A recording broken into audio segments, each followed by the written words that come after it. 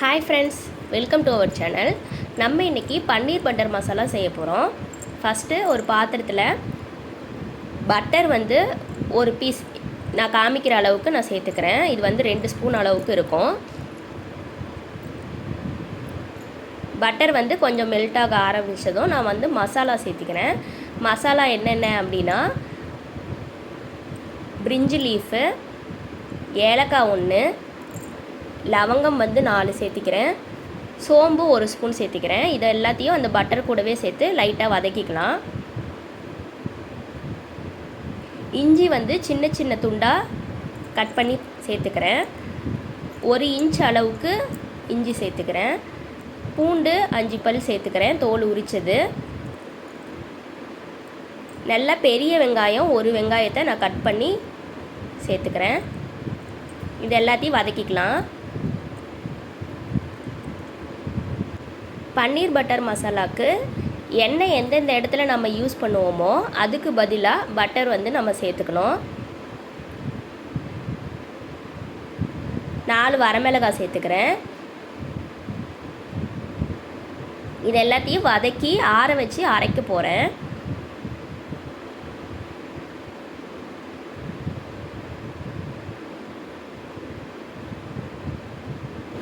Medium ஃப்ளேம்லேயே வச்சு நல்லா வதக்கிக்கலாம். நான் 2 தக்காளி நீல வாக்கில் கட் பண்ணியிருக்கேன், அதையும் சேர்த்துக்கலாம். இது எல்லாம் வதங்கிறதுக்கு கல்லுப்பு கொஞ்சம் சேர்த்துக்கிறேன். கல்லுப்பு சேர்க்கும் போது சீக்கிரமாக வதங்கிடும்.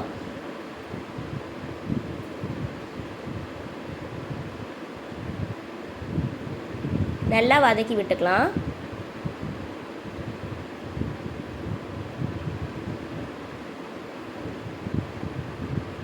இதெல்லாம் அரைச்சி ஊற்றுற மசாலா மட்டும்தான் நம்ம கிரேவிக்கு.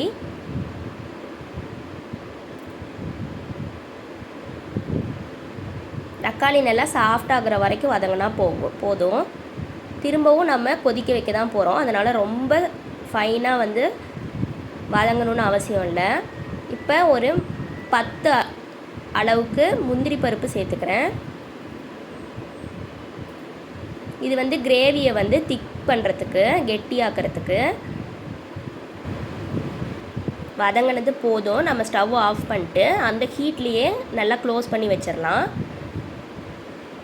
இது நல்லா ஆறினதுக்கப்புறம் நம்ம மிக்ஸி ஜாருக்கு சேர்த்து அதை அரைச்சிக்கலாம். தண்ணி எதுவும் சேர்க்க தேவையில்லை. இப்போ நல்லா அரைச்சாச்சு. திரும்ப அதே பாத்திரத்தில் திரும்பவும் 2 ஸ்பூனுக்கு மேலே கூட நீங்கள் பட்டர் சேர்த்துக்கலாம். ஏன்னா பட்டரோட ஸ்மெல்லு தான் கிரேவியில் நல்லாயிருக்கும். இப்போ நம்ம அரைச்சி வச்ச பேஸ்ட்டை இதில் சேர்த்துக்கலாம். மிக்ஸி ஜாரை கழுவி அதிலே ஊற்றிக்கலாம்.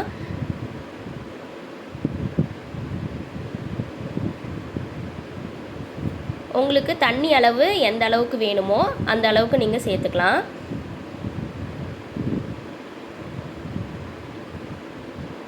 இதை நல்லா மீடியம் ஃப்ளேமில் வச்சு கொதிக்க விடலாம். இது ரொம்ப தெறிக்கும், அதனால் ஹை ஃப்ளேமில் வச்சிங்கன்னா நிறைய வேஸ்ட் ஆகும். இல்லைனா ஆழமான பாத்திரத்தில் வச்சு நீங்கள் செஞ்சுக்கலாம். கொதிக்க கொதிக்க இந்த மாதிரி கிளறி விட்டுகிட்டே இருந்தோம்னா வெளியே தெரிக்காது.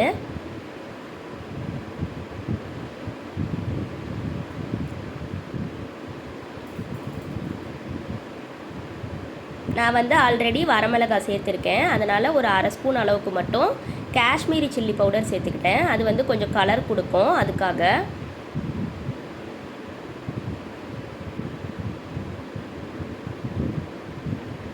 நல்லா கொதிச்சு வரணும். அந்த பட்டர் பிரிஞ்சு வரணும்.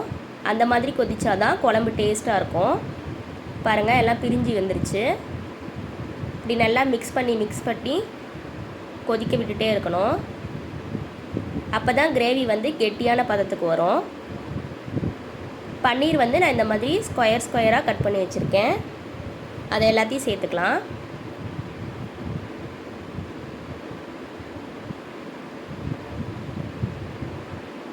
பன்னீர் சேர்த்ததுக்கப்புறம் ரொம்ப நம்ம கொதிக்க வைக்கணும் அப்படின்னு அவசியம் இல்லை. அது சீக்கிரமாகவே வெந்துடும். ரொம்பவும் கொதிக்க வச்சோம்னா அது ஒரு மாதிரி ரப்பர் மாதிரி ஆயிரும். அது டேஸ்ட் வந்து கடிக்கும் போது நல்லா இருக்காது. மீடியம் ஃப்ளேம்லேயே வச்சு நல்லா வேக வச்சுக்கலாம். மேலே வந்து கொத்தமல்லி இலை தூவிக்கலாம். நான் வந்து கசூரி மேத்தி தூவிக்கிறேன். அவ்வளோதான், பன்னீர் பட்டர் மசாலா ரெடி ஆயிடுச்சு. பிடிச்சிருந்தா ஒரு லைக் பண்ணிக்கோங்க. தேங்க்ஸ் ஃபார் வாட்சிங்.